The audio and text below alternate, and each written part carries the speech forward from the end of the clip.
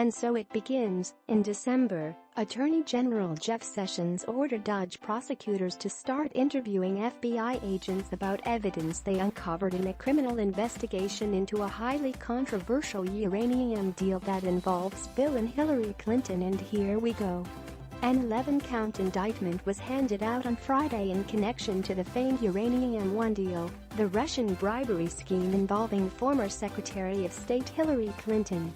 The Obama administration, Uranium One. The charges are against 54-year-old Mark Lambert of Mount Airy, Maryland. The founder and owner of Frederick's Dragon Distillery was indicted on charges related to his alleged role in the bribery of a Russian atomic energy official to win government contracts for the company he formerly co-owned. Lambert, who owns Dragon Distillery in Frederick, is the former co-president, along with Darren Condry, of a Maryland-based nuclear fuel transportation company. The company, referred to as Transportation Company A in the indictment, provided logistical support for transporting nuclear materials in the United States and to foreign clients. In the indictment unsealed Friday, prosecutors allege that Lambert concealed corrupt and fraudulent payments with fake invoices, offshore bank accounts and shell companies in Latvia, Cyprus, and Switzerland. Lambert now faces 11 different charges including violations of the Foreign Corrupt Practices Act (FCPA) and wire fraud, according to a statement released by the U.S. Department of Justice late on Friday. The DOJ statement reads in part, Mark Lambert, 54, of Mount Airy, Maryland, was charged in an 11-count indictment with 1 count of conspiracy to violate the Foreign Corrupt Practices Act (FCPA) and to commit wire fraud. 7 counts of violating the FCPA, 2 counts of wire fraud and 1 count of international promotion money laundering. The charges stem from an alleged scheme to bribe Vadim Mikrin, a Russian official at JSE Technobexport TNEX of subsidiary of Russia's State Atomic Energy Corporation, and the sole supplier and exporter of Russian Federation uranium and uranium enrichment services to nuclear power companies worldwide. In order to secure contracts with TNEX, the case against Lambert is assigned to U.S. District Court Judge Theodore D. Chuang of the District of Maryland. TNEX is the commercial sales arm for Russia's Rosatom, which took full control of Uranium One in 2013. The company supplies uranium and uranium enrichment services to international companies. An October 2017 report reveals federal agents started collecting evidence in 2009 about Russian officials that were engaged in bribery, kickbacks, extortion, and money laundering connected to the Uranium One deal. The report reads, Federal agents used a confidential U.S. witness working inside the Russian nuclear industry to gather extensive financial records, make secret recordings and intercept emails as early as 2009 that showed Moscow had compromised an American uranium trucking firm with bribes and kickbacks in violation of the Foreign Corrupt Practices Act. FBI and court documents show.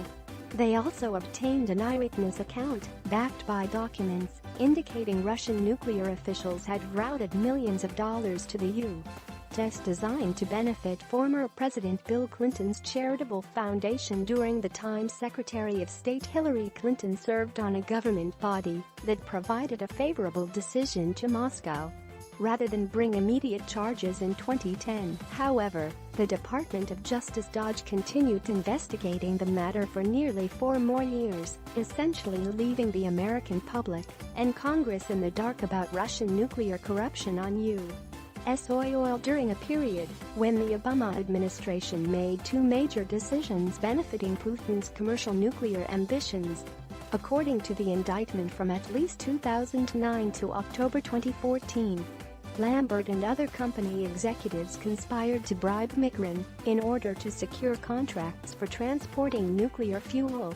Lambert is accused of conspiring to make corrupt and fraudulent bribery and kickback payments to offshore bank accounts associated with shell companies, at the direction of, and for the benefit of Mikrin, in order to secure improper business advantages and obtain and retain business with TNEX. In exchange, Mikrin would help steer contracts to the transportation company.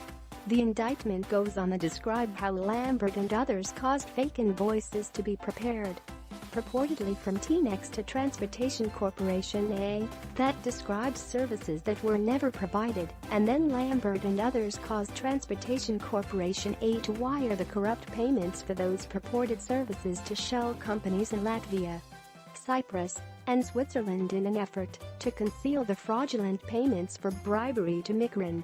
Code language was used in emails to the Russian official at his personal email account with words like lucky figures, LF, lucky numbers, and cake to describe the payments. The indictment also alleges that Lambert and others caused Transportation Corporation A to overbill T-Nex by building the cost of the corrupt payments into their invoices, and T-Nex thus overpaid for Transportation Corporation A services. Prosecutors also believe that on December 21, 2011, Mikarin sent Condrey an invoice purportedly from T-Nex requesting payment of $125, $930.53 for services that were never provided to Transportation Company A, according to the indictment. On December 22, 2011, Lambert allegedly authorized a wire transfer from the company's Maryland bank account to a shell company bank account in Latvia for the same amount. Investigators identified 8 similar wire transfers from Transportation Company A to the shell companies in Latvia and Switzerland made between 2011 and 2014 for amounts ranging from $48.089 to more than $142,000, according to the indictment. In June 2015, Condrey, Lambert's former co-president, pleaded guilty to conspiracy to violate the FCPA and commit wire fraud. And Mikarin pleaded guilty to conspiracy to commit money laundering involving violations of the FCPA.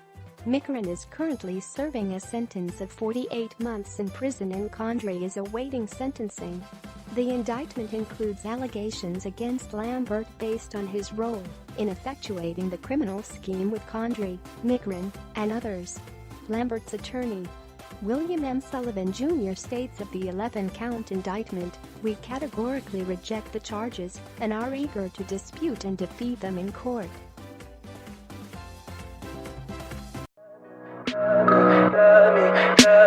Tell me pretty lies, look me in the face.